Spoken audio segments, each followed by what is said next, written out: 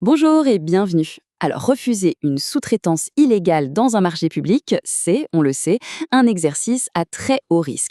La vraie question, c'est comment faire ça sans déclencher une véritable bombe à retardement juridique. Eh bien, c'est justement ce qu'on va décortiquer aujourd'hui. Et attention, il y a un point de départ absolument essentiel à comprendre. La plupart du temps, les litiges ne viennent pas d'une erreur de droit. Non, non, ils naissent d'une simple erreur de méthode. Le vrai enjeu, ce n'est donc pas seulement d'avoir raison sur le fond, mais c'est surtout d'éviter de tomber dans ce qu'on appelle un piège procédural. Et ce piège-là, il peut coûter très, très cher. Et ce piège, croyez-moi, il a des conséquences bien réelles. On parle de quoi concrètement? De chantiers bloqués, de paiements complètement gelés et bien sûr de contentieux qui s'éternisent et coûtent une fortune. C'est précisément tout ça qu'on va apprendre à éviter, pas à pas. Alors, entrons dans le vif du sujet. Ce fameux piège opérationnel, qu'est-ce que c'est exactement? C'est une situation qui est en fait assez paradoxale. Imaginez, l'acheteur public a totalement raison sur le fond. La sous-traitance est bien illégale. Et pourtant, il finit par perdre devant le juge. Pourquoi? Simplement à cause de la forme, à cause de la manière dont il a géré la situation. Et cette distinction, elle est absolument cruciale. L'erreur de droit, ça serait quoi? Ce serait de penser qu'on n'a pas le droit de refuser une sous-traitance illégale. C'est complètement faux, la loi le permet, bien sûr. L'erreur de méthode, le vrai danger, c'est de le faire n'importe comment, en improvisant. Il y a une chose à retenir, le droit autorise la fermeté, oui, mais il ne tolère jamais, au grand jamais, l'improvisation. Ok, mais concrètement, sur le terrain, ça ressemble à quoi cette fameuse erreur de méthode? Qu'est-ce qui, précisément, va mettre le feu aux poudres et déclencher le litige? Eh bien, c'est là, précisément là, que tout se joue. Le problème, ce n'est presque jamais le refus en lui-même, c'est la manière de le faire. Un blocage brutal du chantier, une suspension des paiements un peu à la va-vite, sans base contractuelle solide, une décision juste balancée à l'oral, ou pire, une menace un peu mal formulée dans un mail. Chacun de ces gestes, c'est une porte grande ouverte pour l'avocat d'en face.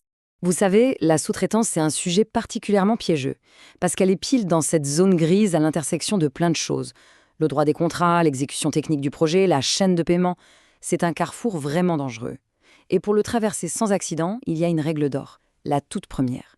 On ne réagit jamais, mais alors jamais à chaud. Bon, la bonne nouvelle, c'est qu'il y a une sortie de secours pour cette zone grise.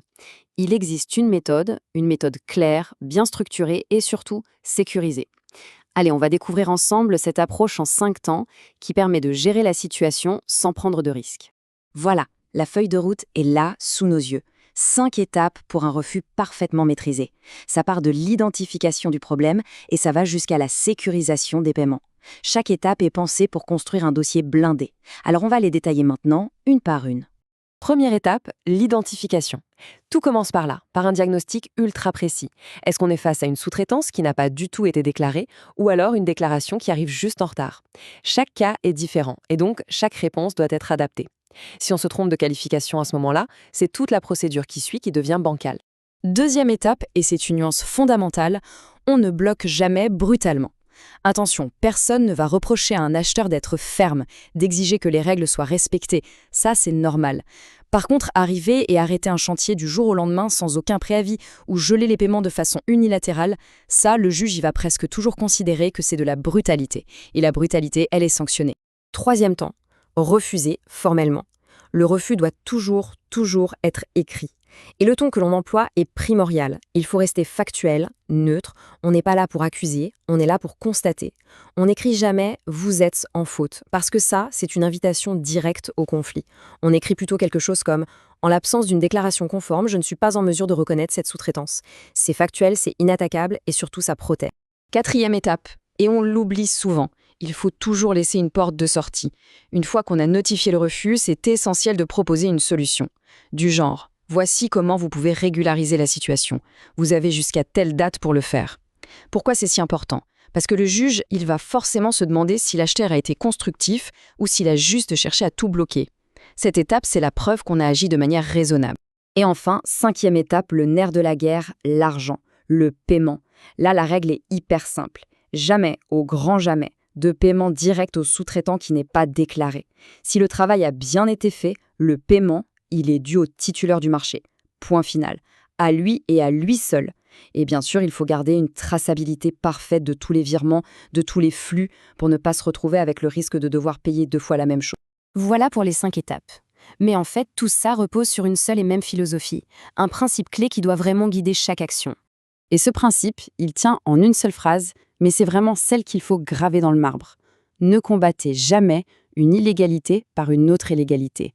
C'est le piège ultime. Trop souvent, on voit un acheteur qui a raison sur le fond, mais qui, pour répondre à l'illégalité de l'entreprise, en commet une lui-même. Un blocage brutal, un refus pas motivé. Et c'est là qu'il perd.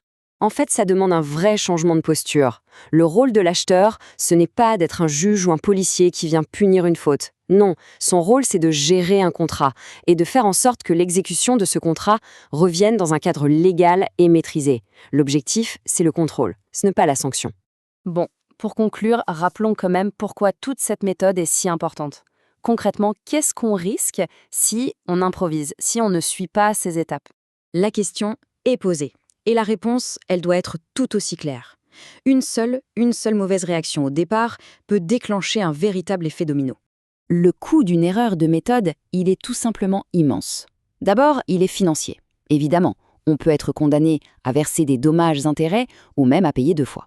Ensuite, il est opérationnel. Un projet, un chantier à l'arrêt complet pendant des mois. Et enfin, ça peut même devenir politique. Un simple problème de contrat qui se transforme en un dossier totalement explosif. Et tout ça à cause de quoi ? D'une seule mauvaise décision, prise au mauvais moment. La vraie question au final, c'est donc celle-ci. Comment est-ce qu'on transforme un risque énorme de contentieux en une affirmation de contrôle? Parce qu'en appliquant la bonne méthode, le problème change complètement de nature. Ce qui était un risque devient une occasion de réaffirmer son autorité, de montrer son professionnalisme et de sécuriser le marché.